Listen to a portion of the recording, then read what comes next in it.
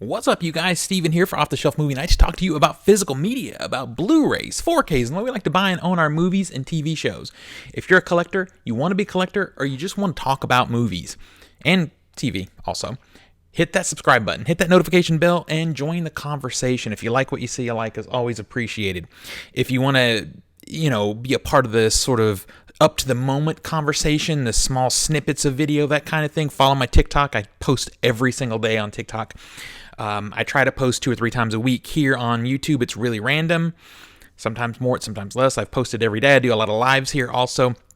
I do a live every Wednesday night that I'd love to have you guys join. So after all that bullshit, I feel like I haven't done this intro in forever because I've been doing different types of videos as of late. But this is an old school video.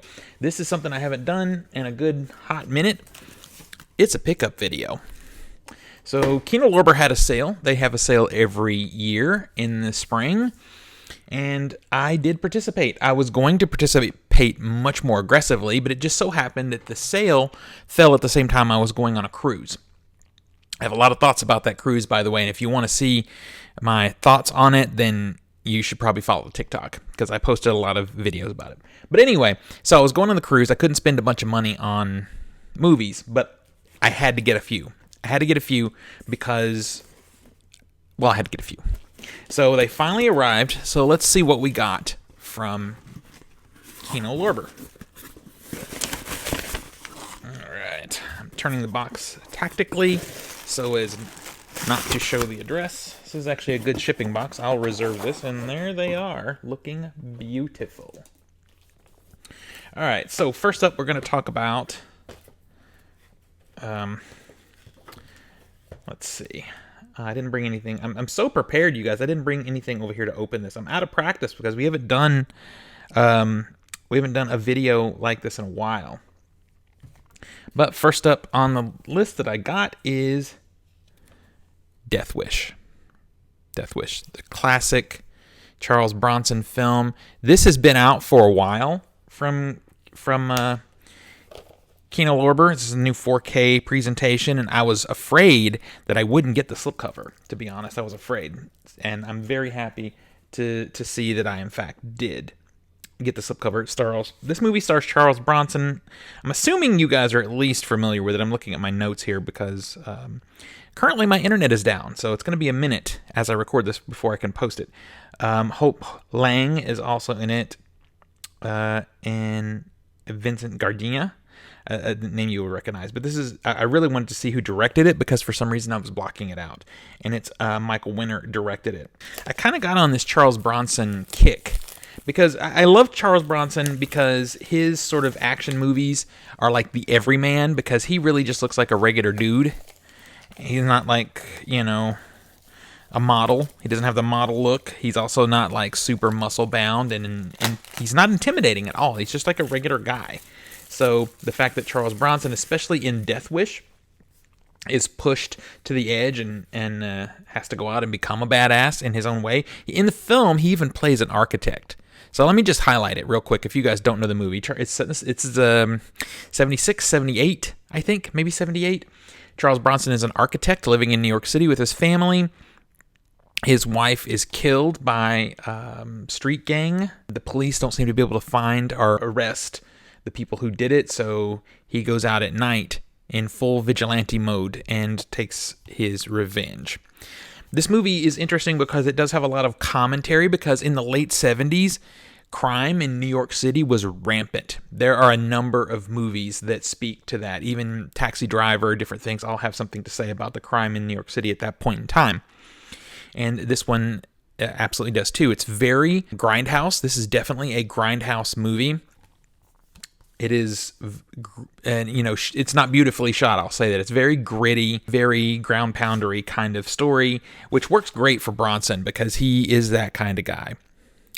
And I remember being, the first time seeing this on cable, I think when I was a little kid, being really freaked out by this movie because it is pretty graphic, especially for a bigger movie. So, sadly, Kino Lorber, when they do a slip, they don't do anything special on the inside. It's exactly the same, and then it's a 2-disc set, Blu-ray and the 4K, no disc art. Oh, we do have We do have reversible artwork, though. This is awesome. I'm so happy they have reversible artwork because it's always so hit or miss with Kino Lorber. I don't even know what the extras are on this one. I just knew it's Death Wish. I'm going to be trying to collect the entire series of Death Wish movies. The first 2 Death Wish movies in particular are, pretty much grindhouse vigilante stories. The others are too, but they get more and more ridiculous as it progresses. Kind of like the way Rambo got more and more ridiculous. They do too, and I believe they eventually, we'll look in a second, they eventually go to the Canon group, and things get really crazy at that point. Cool. So I'm so happy, you guys. I did not think I was getting reversible artwork. So there's some original poster art. Trying to get it without the glare from the light. So cool. Very happy for that, you guys. If you guys have this and have, they do have spine numbers and whatnot, and have watched any of the extras or know what's on here extras-wise, let me know in the comments. Talk about it, because this is such a good movie.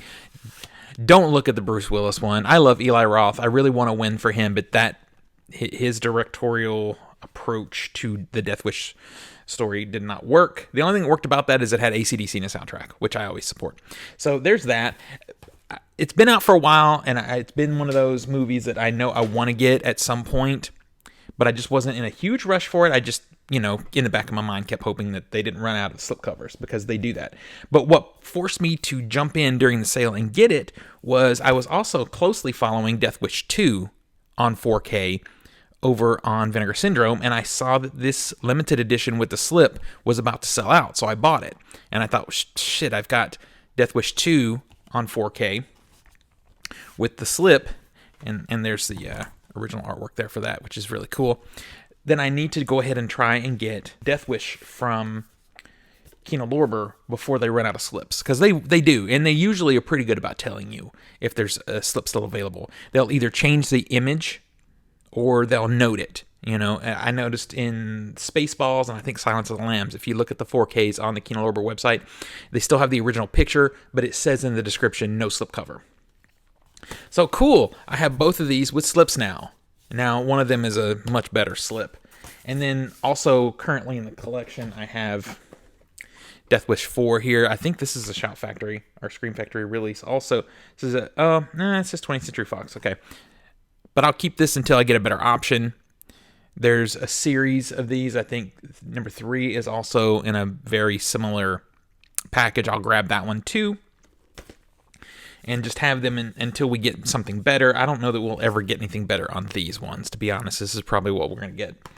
But happily, I did get this one very cheap from Hamilton Book a long time ago. So I'll be looking for number 3 now. And I don't know, are there 5 of these? Or is this the last one? I'm not sure. I'm going to keep up because I just love Charles Bronson. You can see he's got a bigger gun there. Things get more crazy and ridiculous. So yeah, added to my Death Wish collection.